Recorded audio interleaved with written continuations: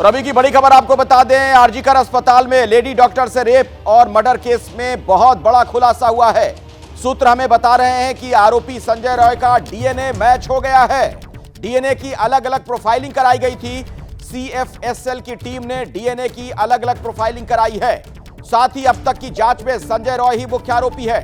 मौके से जब्त दूसरी चीजों से डीएनए का मिलान किया गया।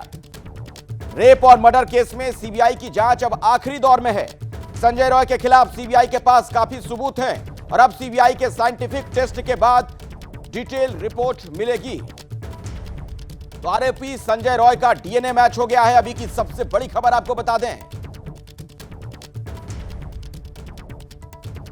और इसी खबर पर ज्यादा जानकारी लेते हैं। मेरे साथ मनोज वर्मा भी मौजूद हैं और कोलकाता भी आपको लिए चलेंगे। मनोज्ञा हमारे साथ जुड़ी हुई हैं, उनसे हम जानेंगे इस पूरे मामले में अब तक वहां पर क्या हुआ। लेकिन मनोज, जरा बताइए, सीबीआई की जांच में अभी तक में क्या क्या बातें सामने आ रही हैं और सबसे खास ये डीएनए का मिलान जो हो गया उसको लेकर और क्या पता चला है?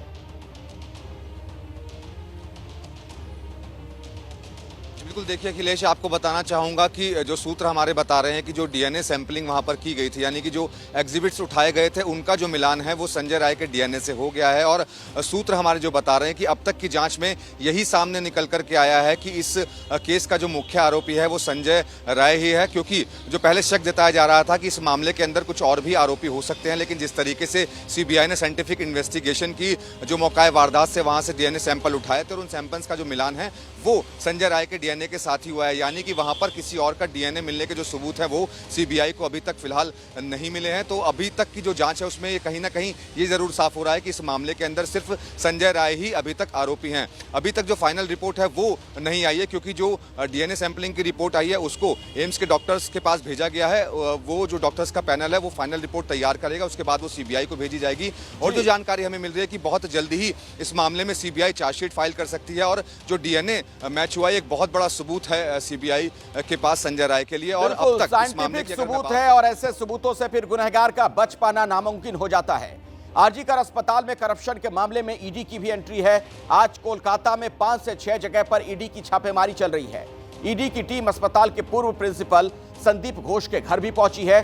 संदीप घोष से जुड़े ठिकानों पर भी रेड की गई। आरजीकर के data entry operator Prasoon Chatterjee के घर पर भी छापेमारी चल रही है। तो आप देख रहे हैं ईडी की कार्रवाई इस मामले में जारी। मैं आपको सीधे कोलकाता लिए चलता हूं मनोज्ञा के पास। मनोज्ञा, संदीप घोष पर कैसे शिकंजा कस रहा है और ईडी की छापेमारी से जुड़ा क्या अपडेट है आपके पास? बिल्कुल, देखिए, आपने एक बात तो हो गई कि डीएनए साबित हो गया है, तो वहीं दूसरी ओर अब भ्रष्टाचार भी साबित करने की तैयारी है। एंटी करप्शन ब्यूरो ये पूरी तरह से साबित करने में लगा है। ये रेड जो है ये ईडी द्वारा की जा रही है पीएमएलए एक्ट के तहत, जहां पर मामला दर्ज किया गया है संदीप घोष को आय से अधिक संपत्ति होने का और मल्टीपल आय होने का। ऐसे में उनका घर, उनका मकान, उनका दफ्तर और उसके साथ साथ दफ्तर मतलब निजी दफ्तर और उसके साथ साथ हावड़ा के कुछ स्थानों पर भी ईडी की लगातार करीब 8 से 10 स्थान पर ईडी की रेड्स जारी हैं इस समय कोलकाता में। ईडी ये जानने की कोशिश कर रही है कि इसका सबब क्या था, ये जो इनकम थी इनकी ये कहां से आ रही थी, इसका पर्याय क्या था, ये कहां से आती थी, कितने लोग इसमें शामिल थे और क्या इस मर्डर का भी इससे कोई संबंध है कि नहीं। फाइनेंस का अलग है, यानी वित्तीय मामले पूरी तरह से अलग है, लेकिन ये हत्या का मामला पूरी तरह से अलग है। इसमें अभी तक सिर्फ संजय राय की ही पुष्टि हो सकी है कि संजय राय ही इसमें शामिल था, जिसने हत्या और मर्डर दोनों किया है। क्या कोई और शामिल है, अभी तक किसी और के सबूत मिले नहीं हैं सीबीआई को। यही कोलकाता पुलिस भी पहले दिन से कह रही थी कि इसमें एक ही व्यक्ति है जिसे हमने वाटर टाइट केस बनाकर उसको गिरफ्तार कर लिया है। ऐसे में क्योंकि भरोसे की कमी हो गई है इस पूरे मामले में और सड़कों पर आंदोलन हो रहा है और खुद अब माता पिता ने भी, माँ ने खास तौर से तिलोत्तमा अपनी बेटी के लिए एक भावुक चिट्ठी लिखी है जिसमें कहा है कि तिलोत्तमा की माँ को अभी भी इंसाफ का इंतजार है। और यही कोलकाता का हर आदमी भी कह रहा है, क्योंकि अब सारा दारोमदार और सारा भरोसा सीबीआई पर है। वो जो भी जांच करेंगे, वो जो भी सुप्रीम कोर्ट में अपनी रिपोर्ट देंगे, जिसे कल होना था लेकिन अब हो सकता है अगले हफ्ते हो, उसके आधार पर अब आगे की जांच बढ़ेगी और उसके बाद ही पता लगेगा कि आखिरकार गुनहगार है कौन। बिल्कुल मनोज्ञा, देखिए दर्शकों को हम ये भी बता दें, दरअसल कोलकाता कांड की पीड़िता की मां ने एक चिट्ठी लिखी है जिसका जिक्र अभी आप सुन रहे थे। न्याय के लिए समाज का सहयोग मांगा। मां ने पीड़िता के शिक्षकों को शुक्रिया भी कहा। मेरी बेटी मरीजों की सेवा करना चाहती थी।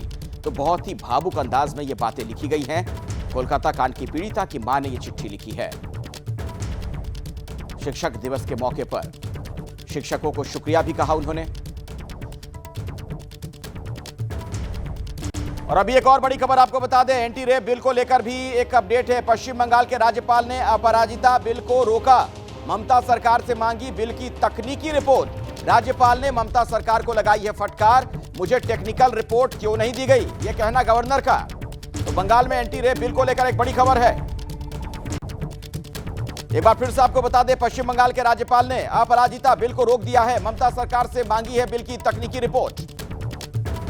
राज्यपाल ने ममता सरकार को फटकार भी लगाई है कि मुझे टेक्निकल रिपोर्ट क्यों नहीं दी गई।